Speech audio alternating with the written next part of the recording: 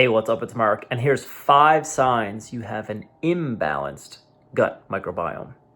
If you've missed the last video on 5 signs you have a healthy microbiome environment, check it out. I'll put a link right up there. Sign number 1 that you have an imbalanced gut microbiome is that you have irregular digestion. So you eat certain foods at your supper table or lunchtime, you feel bloated, gassy, indigestion, sometimes you lose your appetite, and then comes the bowel trouble. Yeah, I'm bloated, I'm having a bit of heartburn symptoms, I'm running to the bathroom, I'm feeling like I need to unbuckle that, undo that little buckle on my pants or let that belt strap out 1 or 2 notches. That's your bloat. That's the sign that you had this irregular digestive pattern happening and a sign that your belly is imbalanced. Number 2, it's going to be you have a low diversity inside your microbiome. Now, what does that mean? It's a head scratcher, right? That means that you have these potential overgrowths of unwanted bacteria inside of your belly. You might know this from the perspective of you might be prone to yeast infections or urinary tract infections, or maybe you have certain massive cravings for certain types of foods that feed certain bacterias. Maybe you crave sugar, maybe you crave sweets, maybe you just cannot imagine life without a certain type of food group. This might be one of the signs that you have this imbalance to your diversity inside of your intestine and that you're craving those foods to feed the imbalanced bacteria.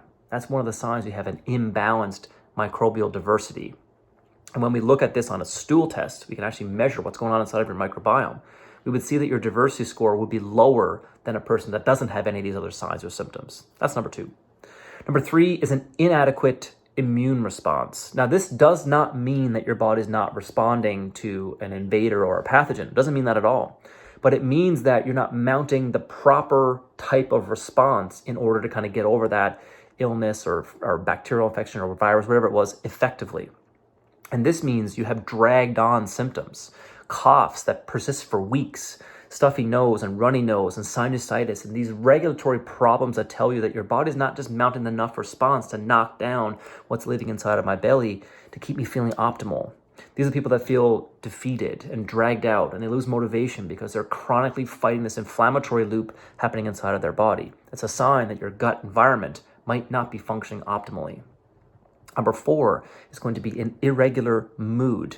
So it's not uncommon for some days you feel happy and other days you might feel sad. Life happens. I get it. But we want to be able to ride those waves without having the wave crash on our heads. That's nice. And remember, your microbiome and your brain are wired together. So the things that are happening inside of your microbiome are directly influencing how you feel. And if every day seems like you have to climb Mount Everest and get to that first base camp, there's probably something going on with your microbiome.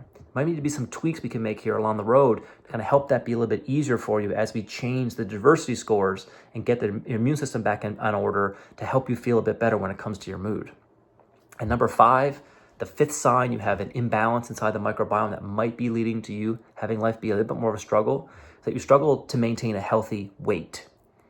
So I see this a lot. People struggle to kind of maintain where they should be body mass wise. They struggle. They put on 3 or 4 pounds over a weekend because they had some crazy foods they weren't really supposed to be eating. There's people that constantly look for the next diet and constantly feel they're trapped inside of this mold of if I have to conform to this dietary pattern to achieve my goal for optimizing my weight. Now, that's important to do if you have a lot of weight to lose. There's times where you have to conform to some of those rules of the road there to kind of make sure your body's responding effectively. But constantly having to fight that good fight is not what you want to see for long-term success for balancing your weight. And your microbiome, and actually what's living inside of your microbiome, can have an impact on your metabolic system. So if you're finding yourself constantly fighting that good fight on get the scale to cooperate with me, and some days I win, some days the scale wins, that might be a sign you have a diversity issue inside of your microbiome, that doing some things to correct that might dramatically improve that fight and that outcome on balancing your weight. So if you have any of those signs, those 5 signs you have some gut imbalances, there's some action steps you can take today. Number 1 is going to be assess where you are and make sure you're making some decisions to improve your gut microbiome environment.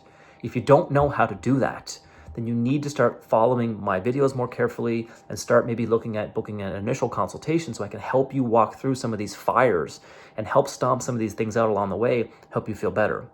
There's lots of great books, lots of great podcasts, lots of great resources out there to kind of start taking the microbiome view of how your body is being impacted by this microbiome.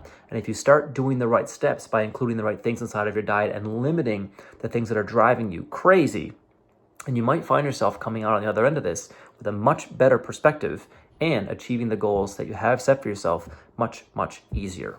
So if you need help, please reach out. I'm happy to help. If you have any of those signs, there's probably some good case there for you to start looking at getting the microbiome health a bit more robust, a bit more diversity inside the intestine. Bring down the bad guys and push up the good guys. Easy way to look at it from that perspective. Hope you have a great day. If you have any questions, I'm here to help. See ya.